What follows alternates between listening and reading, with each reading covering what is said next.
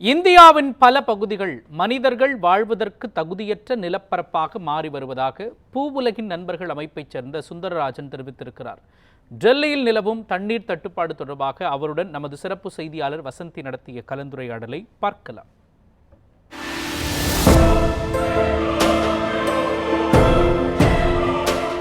News 7 Tamil நேயர்களுக்கு வணக்கம். இன்று பூமியை தாண்டி பல கிரகங்களில் தண்ணீர் இருக்கிறதா என்று அதை சோதிக்கிற அளவுக்கு அதிநவீன தொழில்நுட்பங்கள் வளர்ந்த இந்த 21ஆம் நூற்றாண்டில் தான் இந்தியாவின் தலைநகரான டெல்லியில் கடுமையான தண்ணீர் பஞ்சமானது நிலவி வருது. தண்ணீருக்காக தெருக்களில் மக்கள் நாள்தோறும் காத்திருக்கக்கூடிய ஒரு அவல நிலையானது நடைபெற்று வருது. இந்த தலைநகர் டெல்லியில் கடுமையான வெப்பம் ஒரு இடத்துல கடுமையான தண்ணீர் பஞ்சம் நிலவக்கூடிய சூழலில் இதற்கான தீர்வு என்ன, தலைநகரில் தலைவிரித்தாடும் இந்த தண்ணீர் பஞ்சத்திற்கு என்ன முக்கியமான விஷயங்களை நம்ம பேசணும் அப்படின்ட்டு பல்வேறு விஷயங்களை நம்ம இந்த நேரலை மேலாம பேசலாம். நம்மிடையே தற்போது சூழலியல் செயல்பாட்டாளரும் பூவுலக நண்பர்கள் அமைப்பை சேர்ந்த திரு சுந்தரராஜன் இருக்கிறார். அவரிடம் பேசலாம். வணக்கம் சார். வணக்கம் சார். வரலாறு காணாத வெப்பமானது தலைநகர் டெல்லியில் இருக்குது. குறிப்பாக ஒரு 5 நிமிடம் வெளியே கூட போக முடியாத ஒரு சூழலானது நிலவி வருது. ஒரு 6 மணிக்கு காலையில் தொடங்கக்கூடிய வெயிலானது இரவு 7:30 மணி வரைக்கும் தொடர்ச்சியாக வெயிலும் வெப்பத்தின் தாக்கமும் இருந்துட்டு வருது. இது ஒரு தலைநகரில் இந்த மாதிரியான விஷயங்கள் இருக்கிறத எப்படி நீங்கள் பார்க்குறீங்க? அதாவது இன்னைக்கு உலகத்தில் இருக்கின்ற எல்லா பகுதிகளும் வெப்பத்தில் தத்தளிக்கிறத நம்ம பார்த்துட்டு இருக்கோம். இந்த தேர்தல் நடைபெற்ற அந்த காலகட்டத்தில் கடைசி கட்ட தேர்தல் நடைபெற்ற அந்த ஒரு வாரத்தில் இந்தியாவில் மட்டும் கிட்டத்தட்ட 250 பேர் உயிரிழந்தார்கள் வெப்ப அலைகளால் தாக்குண்டு. அதில் 25 பேர் போல் ஆஃபீஸர்ஸ், அதாவது தேர்தல் பணி செய்யக்கூடிய அதிகாரிகள். அப்போ இன்னைக்கு உலகம் முழுக்க வெப்ப அலைகளின் தாக்கம் மிக அதிகமாகி வரக்கூடிய சூழலில் டெல்லியும் சென்னையும் இன்னும் இந்தியாவின் பல பகுதிகளும் இந்த வெப்ப அலைகளால் தாக்குண்டு நாம் கஷ்டப்படுவதை பார்க்க முடியும். டெல்லியிலேருந்து என்னுடைய நண்பர் அழைத்து இரவு 8-8:30 போய் குளிக்க போனால் கூட தண்ணி அவ்வளோ சூடாக வருது, என்ன பண்ணுறோன்னு தெரியல. கேசர் கிடையாது, ஹீட்டர் கிடையாது, சோலார் ஹீட்டர் கிடையாது.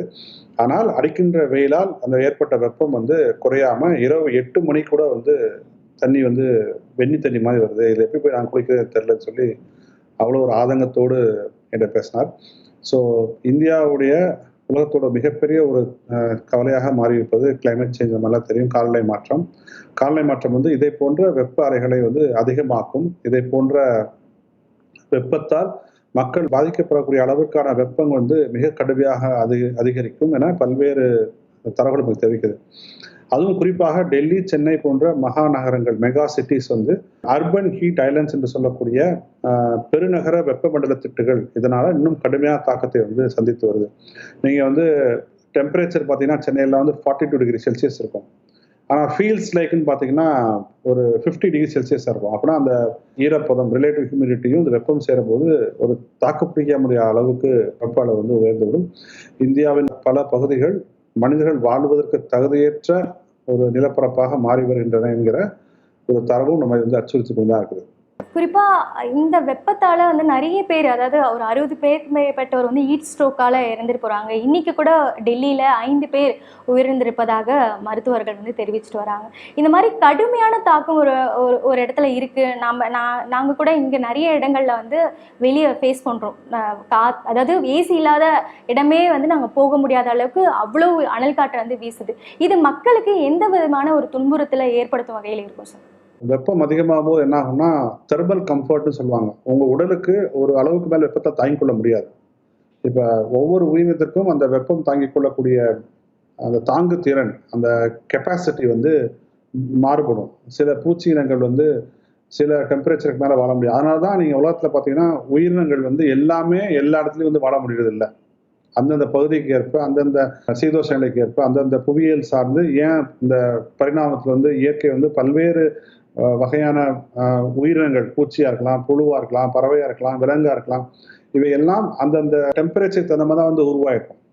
ஸோ அந்த டெம்பரேச்சரையும் தாங்கிக் கொள்ள முடியாத அளவுக்கு வெப்ப அளவு உயரும் பொழுது எப்படி அந்த பிற உயிர்கள் பாதிக்கப்படுதோ அதே மாதிரி நாமும் உயிரிழப்போம்.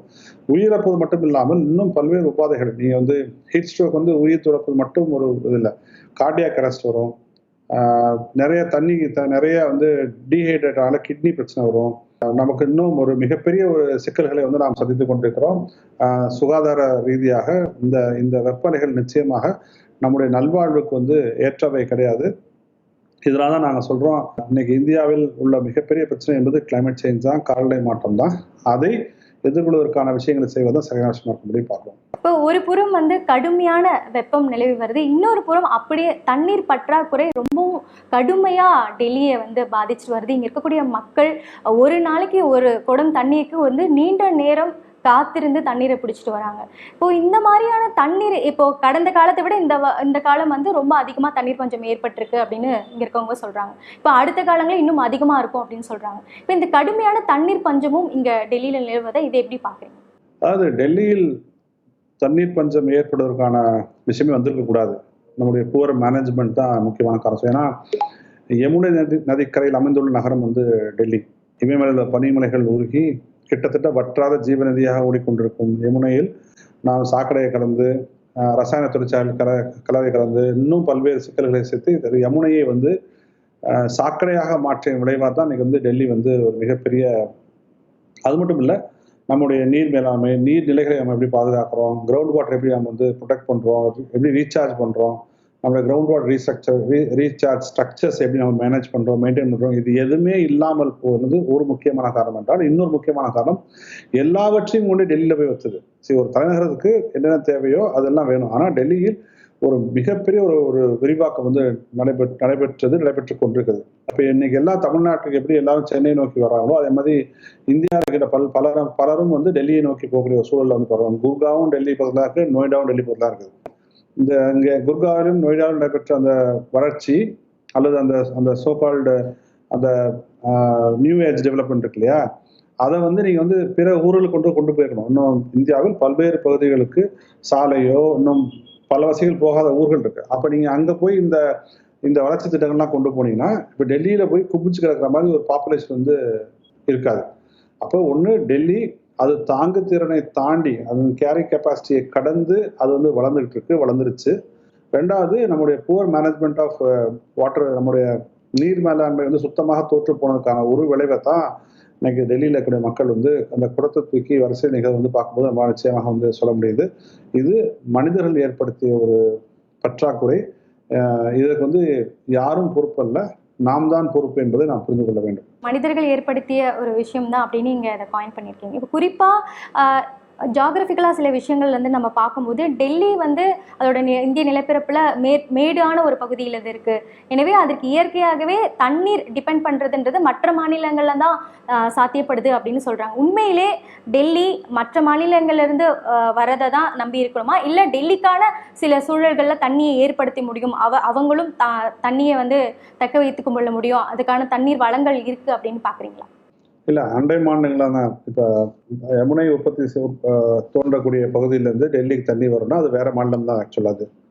அது மாதிரி நீங்கள் வந்து டெல்லியில் வந்து தண்ணீரை தேக்கி நிறுத்தி வைப்பதற்கான ஒரு பெரிய லெவலான கட்டுமானங்கள் வந்து டெல்லியில் உருவாக்கப்படலை. பெய்கின்ற மழைநீரை சேமித்து வைப்பதற்கான இப்போ அட்லீஸ்ட் சவுத் இந்தியாவில் நிறைய இடங்கள்ல பார்த்தீங்கன்னா அந்த நீர் தேக்கி வைப்பதற்கான குளம், குட்டை, கம்மா, ஊரண்டி போன்ற பல்வேறு விஷயங்கள் இருக்கும். டெல்லியில் அதெல்லாம் பெரிய அளவில் வந்து கிடையாது. ஆனால் அந்த பெய்கின்ற மழைநீரை சேமித்து வைப்பதற்கான கட்டமைப்புகளை டெல்லியில் வந்து உருவாக்கவில்லை. ஸோ இப்போ நாம் வந்து அண்டை மாநிலங்களான இப்போ ஹரியானாவிலேருந்தோ இல்லாட்டி இந்த பக்கம் உத்தரகாண்ட், உத்தரப்பிரதேசிலேருந்தோ நம்ம வந்து தண்ணீரை கொண்டு வந்து, இப்போ நொய்டாலேருந்து தண்ணீர் இருந்தாலும் அது வந்து அண்டை மாநிலம் தான். ஆனால் ஒரு நதிக்கரை ஓரத்தில் அமைந்த ஒரு நகரம் தண்ணீர் இல்லாமல் தத்தளித்தால் அதற்கு வந்து மனித செயல்பாடுகள் தான் காரணம் என்பதை நிச்சயமாக நம்மால் வந்து சொல்ல முடியும். ஏன்னா இப்போ தமிழ்நாட்டில் இருக்கின்ற நதிகள் போல் மழை பெய்து ஓடுகின்ற நதிகள் அல்ல யமுனையும் கங்கையும். அவை வந்து பனிப்பாறைகள் உருகி 24 மணி நேரமும் 360 நாளும் தண்ணீர் ஓடக்கூடிய ஒரு நதி தான் யமுனையா இருந்துச்சு. இன்னைக்கு நாம் மேலாண்மை செய்யாமல் சாக்கடையை கலந்து, ரசாயன தொழிற்சாலை கழிவுகள், தோல் தொழிற்சாலை கழிவுகள் கலந்து அதை குடிப்பதற்கு உகந்த தண்ணீராக இல்லாமல் மாற்றியது விளைவை தான் இன்னைக்கு டெல்லி வந்து சந்திச்சுட்டு இருக்கு. நிச்சயமாக இட்ஸ் அ மேன்மேட் டிசாஸ்டர் நம்மளால சொல்ல முடியும். இப்போ டெல்லியை பொறுத்த வரைக்கும் இங்கே மற்ற மாநிலங்கள்லேருந்து வரக்கூடிய அந்த உபரி நீரை அதை வந்து சுத்திகரித்து கொடுத்து தான் இங்கே இருக்கக்கூடிய மக்களுக்கு குடிநீர் வழங்கிருக்காங்க. இப்போ இந்த சுத்திகரிப்பு நிலையம் வந்து இப்போ டெல்லியை பொறுத்த வரைக்கும் ஒரு 6 இடங்கள்ல ஏற்படுத்திட்டு இருக்கு. இப்போ இந்த சுத்திகரிப்பு ஆலைகளை அதிகப்படுத்தணுமா, இல்லை இது எந்த மாதிரியான ஒரு வழிமுறையை வந்து கொடுக்கணும்? இங்க ஒரு தண்ணீர் பற்றாக்குறை ஏற்படாத அந்த சூழலுக்கு என்ன செய்ய வேண்டும் இருக்கக்கூடிய அரசு? எந்த இடத்துலையுமே தண்ணீருக்கான தீர்வு என்பது கேட்ச் வேர் இட் ஃபால்ஸ் தான். பொதுவாக எங்கே தண்ணி விழுதோ அங்கே பிடிச்சிக்கோ, அதுதான் சொல்லுவாங்க. தண்ணீர் பற்றாக்குறைக்கான ஒரு தீர்வு வந்து எங்கே விழுகுதோ அங்கே பிடிச்சிக்கோனா, எங்கே மழை விழுதோ அங்கே பிடிச்சிக்கோங்க. அதுதான் வந்து பேசிக்கான தீர்வு. அப்போ டெல்லியில் அந்த மழைநீரை சேமித்து வைக்கக்கூடிய கட்டுமானங்களை வந்து ஏற்படுத்தணும். அண்டர் கிரவுண்டில் கூட ஏற்படுத்தலாம். நிறைய ஓப்பன் பார்க்ஸ் இருக்குது. ஓப்பன் பார்க்ஸ் கீழே வந்து under ground water storage systems வந்து உருவாக்கலாம், முதல் விஷயம். ரெண்டாவது, யமுனையில் சேரக்கூடிய அனைத்து கழிவுகள், சாக்கடை, ரசாயன தொழிற்சாலை, தோல் தொழிற்சாலை எல்லா நிப்பாட்டலாம் 2. மூன்றாவதாக, பிற மாநிலங்கள் வரக்கூடிய தண்ணீரை பயன்படுத்தினால் கூட டெல்லிக்கென இப்போ சிங்கப்பூரில் உள்ளது போல் யூஸ்டு வாட்டர் ரீசைக்ளிங், அங்கே டெல்லி மக்கள் பயன்படுத்தி விடக்கூடிய தண்ணீரை எடுத்து மறுசுழற்சி செய்தும் வந்து பயன்படுத்தலாம். அதை வந்து செகண்டரி, அதாவது இப்போ துவைப்பதற்கு, கழிவறைகளுக்கு, இந்த மாதிரி விஷயங்களுக்கு வந்து பயன்படுத்தலாம். குடிப்பதற்கு வந்து இன்னும் நல்லா ப்ராசஸ் பண்ணி டெர்ஷரி ட்ரீட்டட் வாட்டர் வந்து அல்லது அண்டை மாநிலங்களுடைய தண்ணீரை வந்து நம்ம பயன்படுத்த சரியாக இருக்கும். அப்போ நீங்கள் டெல்லியோட தண்ணீர் தேவையை பல கூறுகளாக பிரிச்சுக்கணும்.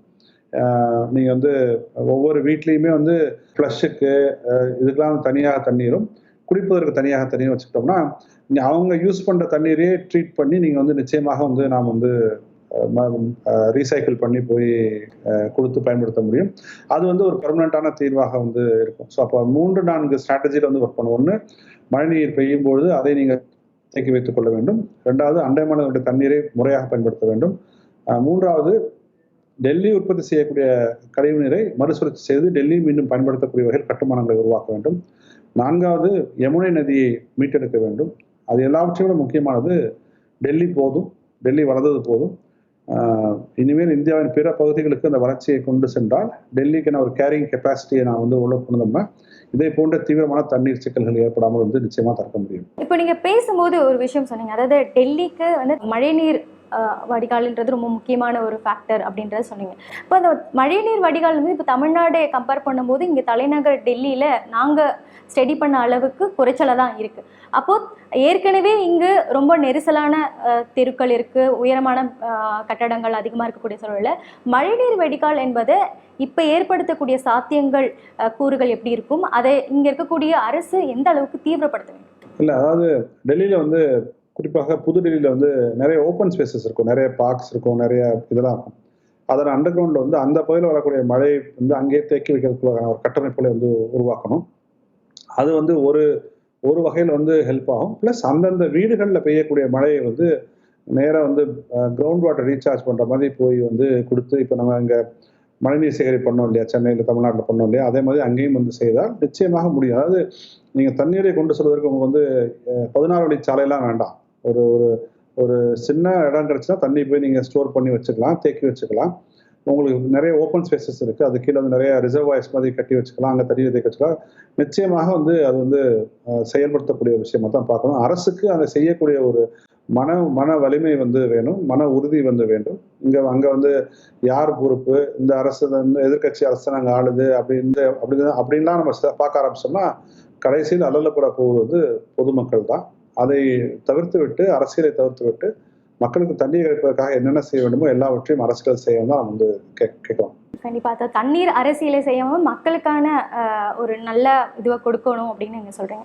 குறிப்பாக இது என்ன மாதிரியான தீர்வை நோக்கி கொண்டு போகணும்? ஒட்டுமொத்தமாக இப்போது பெங்களூர்லேயும் கொஞ்ச நாட்களுக்கு முன்னாடி இதே மாதிரியான ஒரு தண்ணீர் பஞ்சம் ஏற்பட்டிருந்தது. அதை தொடர்ந்து தற்போது டெல்லி, இதுக்கு முன்பு சென்னையிலும் இது மாதிரி கடுமையான தண்ணீர் பஞ்சமும் நிலவிருந்தது. இந்த மாதிரி தலைநகர் தவிக்கக்கூடிய மக்கள் இன்னும் வருங்காலங்களில் இந்த மாதிரியான பஞ்சங்களை தவிர்க்க வேண்டும் அப்படின்னா ஒரு அரசோ சரி இல்லை ஒரு குடிமகனாக இருக்கக்கூடியவங்களும் என்ன மாதிரியான தீர்வை நோக்கி செல்ல வேண்டும்? ஒட்டுமொத்தமான இந்த தீர்வை என்ன மாதிரியான நீங்கள் முன்வைக்கிறீங்க? இல்லை, தண்ணீர் தான் ஆதாரமான ஒரு அடிப்படை வளம். நீங்கள் சாப்பிடாம கூட இருந்துடலாம், ஆனால் தண்ணி குடிக்காமல் இருக்க முடியாது. உண்ணாவிரதம் இருக்கிறவங்க கூட பார்த்தீங்கன்னா 10 நாள் உண்ணாவிரதம் இருப்பாங்க, ஆனால் டெய்லி தண்ணி குடிச்சிட்டே வந்துருப்பாங்க. அது வந்து தண்ணீர் என்பது அடிப்படை வளம். இந்த உலகத்தில் உயிர்கள் வாழ வேண்டும் என்றால் தண்ணீர் வந்து ஒரு பேசிக்கான ரிசோர்ஸ். அதை பண்டமாக மாற்றியது தான் நம்முடைய மிகப்பெரிய சாதனை. அது வந்து ஒரு விற்பனை பண்டமாக, ஒரு செல்லபிள் கமாடிட்டியாக மாற்றி பாட்டிலில் அடைச்சி விற்க ஆரம்பிச்சது தான் நம்முடைய மிகப்பெரிய ஒரு சாதனை. நம்முடைய அடிப்படை வளம் அது வந்து மனிதர்கள் மட்டுமல்ல உயிர்களுக்குமான அடிப்படை வளத்தை, நாம் தயாரிக்காத ஒரு அடிப்படை வளத்தை நாம் ப்ரொடியூஸ் பண்ணல யாரும். அது நீராவியாகி மேகமாகி கண்டென்சேஷன் ஆகி பிரிசிபிடேஷன் வந்து மழை பெய்யுது. இயற்கை தருகின்ற ஒரு ஒரு அடிப்படை வளத்தை நாம் எப்படி விற்க முடியுங்கிற ஒரு அடிப்படை கேள்வி தான் இதுக்கான பதில் வந்து தோணும். நிச்சயமாக முதலில் நான் எல்லோரும் உணர வேண்டும், தண்ணீர் என்பது ஒரு அடிப்படை வளம். அது விற்பனை பண்டம் அல்ல. முதல்ல தண்ணீர் தான் இன்னைக்கு உலகத்தின் இந்தியாவின் ஆகப்பெரும் சிக்கல் சவால் என்பதை பெங்களூரும் சரி, டெல்லியும் சரி, இன்னும் பல நகரங்களும் பல பகுதிகளும் நமக்கு வந்து நிரூபித்துக் கொண்டிருக்கின்றன. அப்ப தண்ணீரை சிக்கனமாக பயன்படுத்தக்கூடிய எல்லா விஷயங்களையும், தண்ணீரை சேமித்து வைப்பதற்கு, தண்ணீரை தேக்கி வைப்பதற்கு, தண்ணீரை சிக்கனமாக பயன்படுத்துவதற்கு, தண்ணீரை மறுசுழற்சி செய்வதற்கு என எல்லாம் செய்ய வேண்டும் என்பதை இந்த பஞ்சம் அல்லது சவால் வந்து நமக்கு வந்து சொல்லுது. அப்ப இது வந்து ஒற்றை தீர்வாக முடியாது. ஒட்டுமொத்தமாக ஒரு ஒருங்கிணைந்த பார்வை வந்து நமக்கு வந்து வேண்டும். தண்ணீர் பற்றாக்குறையை சந்தித்து நாம் வந்து வெல்வதற்கு ஒரு ஒருங்கிணைந்த பார்வை வந்து நமக்கு வந்து வேணும். கண்டிப்பாக, நிச்சயமாக. அதாவது இந்த உலகத்தில் வாழக்கூடிய அனைத்து உயிரினங்களுக்குமே தண்ணீர், காற்று, இயற்கை என்பது எல்லாருக்கும் சொந்தமானது. அதை முறையாக பாதுகாக்க வேண்டுமென்றால் அனைவரும் ஒன்றிணைந்து செயல்பட வேண்டும் அப்படின்னு உங்களோட கருத்தை முன்வைத்திருக்கீங்க. இந்த நிகழ்ச்சிக்கு வந்து உங்களுடைய கருத்துக்களை முன்வைத்ததற்கு ரொம்ப நன்றி சார். தேங்க்யூ. மீண்டும் வேறொரு நிகழ்ச்சியில் சந்திக்கலாம்.